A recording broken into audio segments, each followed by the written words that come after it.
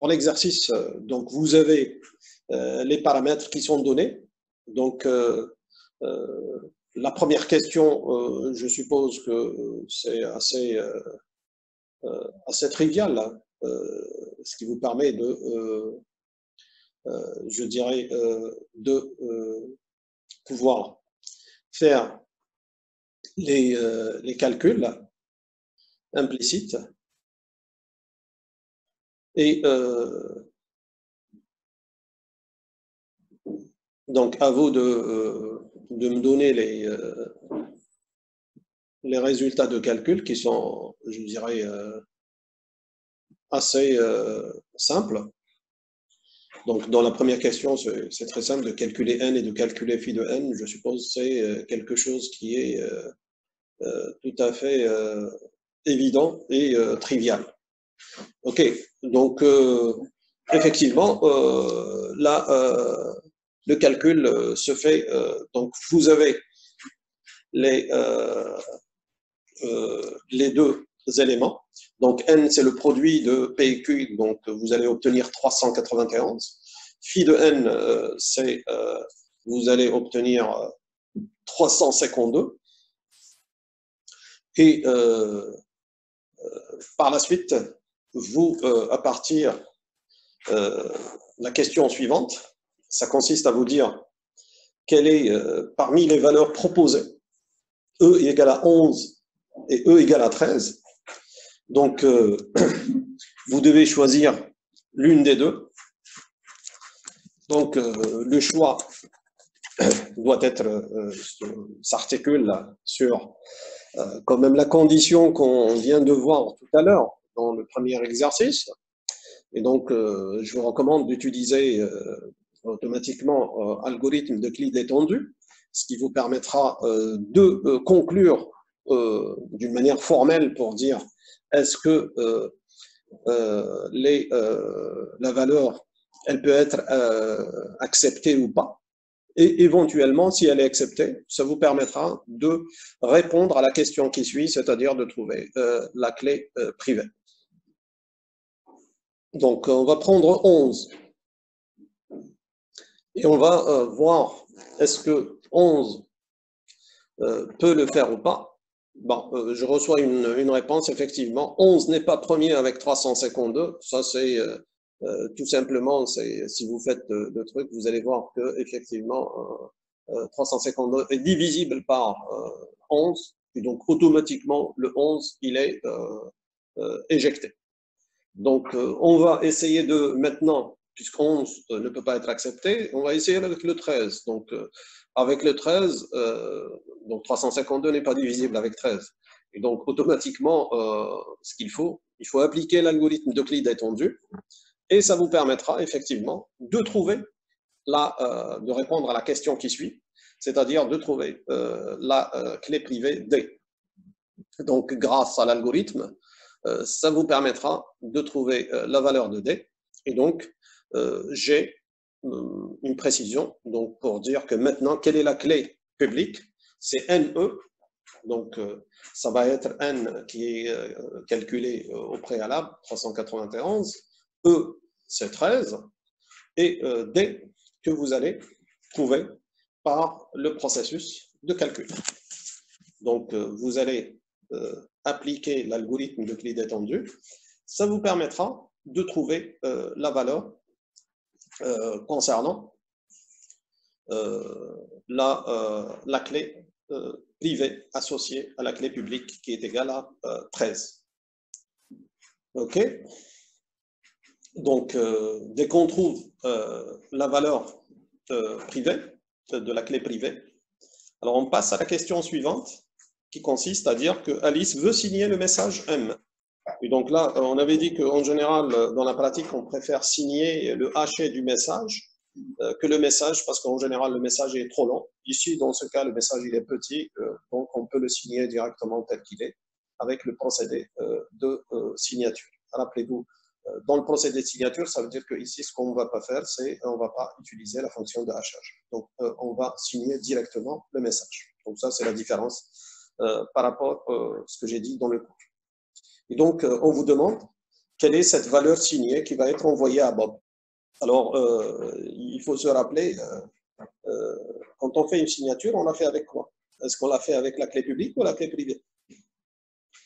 Ben, normal, c'est tout à fait logique, on l'a fait avec la clé privée. Et donc, et comme ça, cette signature qui est envoyée, elle peut être par la suite vérifiée. Donc, comment qu'elle est vérifiée? C'est que le destinataire, il va utiliser la clé publique de celui qui a signé. Et donc là, Alice, elle va signer et Bob, il va utiliser par la suite pour vérifier, il va utiliser la clé publique de Alice pour pouvoir vérifier la signature. Et donc là, c'est les deux questions qui viennent l'une à la suite de l'autre pour voir comment vous avez utilisé la signature et comment vous avez vérifié la signature. Donc ça, c'est le principe de signature.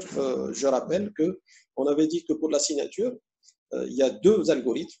Il y a un algorithme de génération de signature et il y a un algorithme de vérification de la signature. Donc ici, vous avez mettre en place ou mettre en pratique le processus ou l'algorithme de signature, ainsi que à la dernière question qui est le processus ou l'algorithme de vérification de signature. Alors, pour la première question, qu'est-ce qu'il y a lieu de faire? La troisième question plutôt. Qu'est-ce qu'il y a lieu de faire Alice? Donc, elle veut signer le message M qu'elle envoie, qu'elle va envoyer à Bob. Donc, qu'est-ce qu'elle va envoyer à Bob? Ça, je dirais, c'est juste en jetant.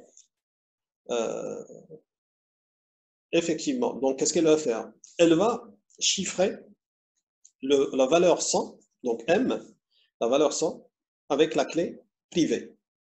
Et ensuite, à vrai dire, la question, c'est en deux parties. Hein. Tu signes et on te dit, qu'envoie-t-elle à Bob? Qu'est-ce qu'elle va envoyer à Bob? Si vous vous rappelez un peu le truc du cours, donc en général, ce qu'on fait, on envoie le message avec sa signature. Ça veut dire qu'on va signer la valeur et on va avoir le message. Donc, le message qui va accompagner la signature et c'est ce qu'elle va envoyer à Bob. Donc ici, ça va être des valeurs qui vont être envoyées, ça veut dire qu'on vous demande implicitement quels sont ce couple de valeurs qu'elle va envoyer. Donc en général, dans le cours, on avait dit qu'on envoie le message avec sa signature. Donc c'est un couple de valeurs qui est envoyé. Le calcul n'a pas été fait. Je pense les choses sont, je dirais, relativement simples, elles ne sont pas énormes. Donc Alice, voici la valeur qu'elle va envoyer. C'est la valeur 36. Donc, ce qu'elle va envoyer à Bob, c'est le couple 100 et 36. OK? Ensuite, je reviens à l'exercice. Comment Bob effectue-t-il la vérification? Donc, le message signé, ça va être la valeur 36. Et par la suite, elle va envoyer le couple 100 et 36. Alors maintenant, on peut se demander qu'est-ce qu'il va faire Bob. Effectivement, c'est Bob, ce qu'il va faire, il va décrypter, à vrai dire, avec la clé publique de Alice, la valeur 36. Et donc, comme lui, il reçoit 100 et 36, il va déchiffrer le 36 avec la clé publique de Alice et la valeur qu'il va trouver, elle doit être égale au message. Et donc, automatiquement, c'est le travail qui est fait par, je dirais, Bob pour pouvoir trouver la valeur associée au code qui est utilisé.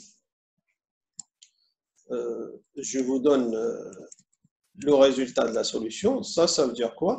Ça veut dire que là, dans la quatrième partie, vous avez la valeur qu'il reçoit dans le couple 100 et 36. Il va prendre 36 et il va calculer 36 à la puissance 13. Donc là, ça n'a été pas bien écrit. Donc, ce que vous voyez 3613, ce n'est pas 3613, c'est à vrai dire 36 à la puissance 13, modulo 391. Et la valeur qu'il va trouver, puisqu'on a chiffré le message et on n'a pas chiffré le, je dirais, le haché, donc ça veut dire que la valeur qu'on va trouver, ça va être la valeur qui va correspondre au message. Et donc, effectivement, si vous faites le calcul, vous allez trouver que, effectivement, c'est une valeur qui est égale, en faisant le calcul, vous allez trouver que 36 à la puissance 13, c'est égal à 100.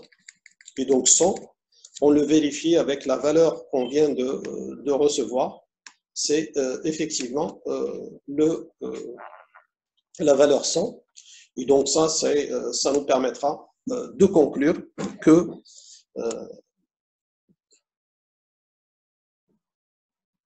là, je reçois un truc pour dire qu'il décrypte le 36, il trouve 100, c'est ça, et il va prendre le 100 à la puissance 325. C'est pas ça. Donc, lui, ce qu'il va prendre, il va prendre 36, ce qu'il reçoit, il va le déchiffrer avec la clé publique de Alice. Or, la clé publique de Alice, c'est 13.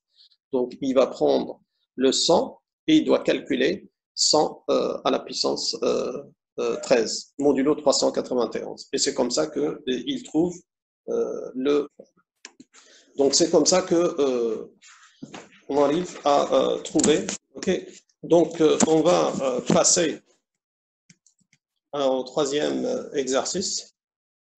Alors, troisième exercice, c'est une application directe de l'algorithme de Diffie-Hellman pour voir comment on arrive à réaliser une clé de session, c'est-à-dire à produire une clé de session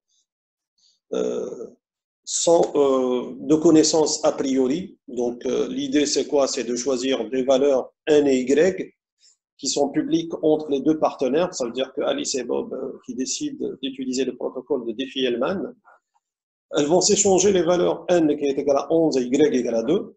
Alors ici, je rappelle, c'est juste des petites valeurs pour pouvoir faire les calculs vous-même d'une manière très simple, sans plus. En général, dans la pratique, les valeurs sont plus importantes que ça. J'avais dit que on choisit des valeurs qui sont assez grandes. Dans le protocole, en général, on utilisait des valeurs qui sont privées par rapport à Alice et par rapport à Bob, aux deux partenaires. Et on calcule, on arrive en appliquant l'algorithme de Diffie-Hellman, on peut trouver facilement la valeur partagée entre les deux. Donc ça, c'est une application directe de l'algorithme de Diffie-Hellman. Donc, à vous d'appliquer l'algorithme pour voir quelle est la valeur de la clé de session qui sera partagée entre les deux partenaires. Oui, alors, comment tu as fait? Tu nous as donné les valeurs de clé de session. Le micro est ouvert, à toi de montrer ce que tu as fait exactement. On calcule d'abord YA et YB. YA qui est égal à Y puissance XA et YB qui est égal à Y puissance XB, modulo N bien sûr. Ouais. Après, on calcule les ZA et ZB. Et ZA qui est égal à YB puissance XA et ZB qui est YA puissance XB. Donc, en fait, Y puissance XA fois XB. Et si je te demandais parce que visiblement hier, j'ai remarqué qu'il y avait quelque chose qui clochait un peu, je dirais, de démontrer que ZA est égal à ZB.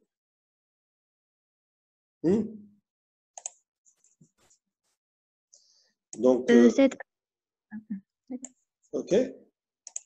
ZA est égal à YB puissance XA fois XB. OK. Et YA est égal à ZB, je veux dire, est égal à YA puissance XB fois XA. Enfin, Y. Oui, C'est mais pour ça que Z ZB. comment on arrive on arrive à démontrer ça? Ça veut dire que là, je mets ZA égale YA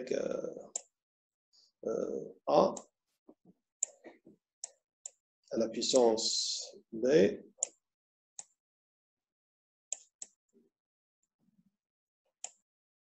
modulo N, en quelque sorte. Et ZB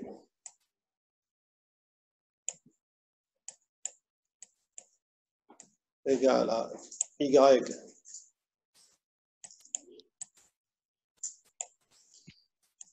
B à la puissance A, à la puissance, à vrai dire, ici, c'est XB, et ça, c'est XA.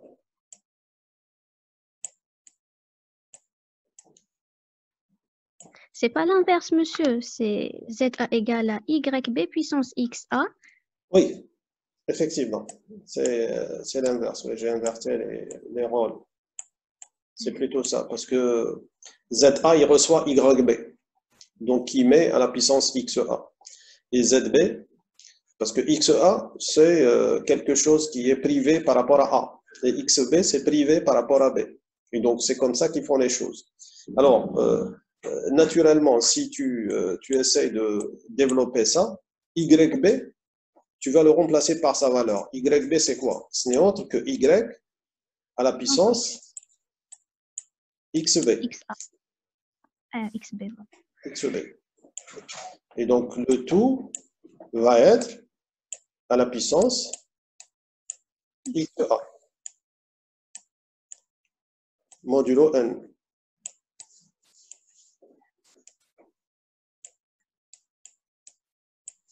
Alors ça, tu peux le réécrire sous cette forme-là. Donc c'est Y à la puissance XB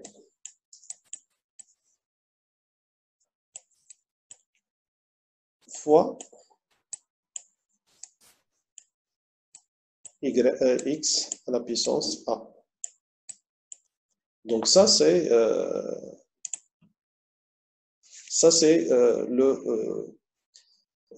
l'élément. Et donc ça, tu peux l'écrire sous cette forme-là, Y à la puissance X A puissance XB, parce qu'on sait que le produit est commutatif. Donc ça, c'est ce qu'on a fait avec ZA. Tu trouves ça. Avec ZB aussi de la même manière. Donc tu vas développer ce YA à la puissance XB. Donc en remplaçant par les valeurs, on va trouver que c'est typiquement la même valeur. C'est-à-dire d'un côté, ça va être l'un comme ça peut être l'autre. Donc ici, je vais trouver Y à la puissance XB fois XA. Et ça, je sais que XB à la puissance fois XA, c'est la même chose que XA fois XB. Et donc, c'est comme ça que j'arrive à montrer que, effectivement, la chose que les deux sont valables. Et c'est comme ça que, parce que cette valeur-là, qui est nommée ZB, cette valeur qui est nommée ZA, réellement, ces deux valeurs sont égales. Donc, mathématiquement, c'est comme ça qu'on montre que les deux valeurs sont égales. Et donc, ça nous permettra de faire le calcul, je dirais, de... OK. Avec ceci, On termine la séance, donc c'était la séance qui était destinée beaucoup plus à appliquer ce qu'on a déjà vu dans le cours, donc ce qui vous permettra d'avoir des concepts théoriques sur lesquels on applique des choses pratiques, donc c'est ce qui a été fait.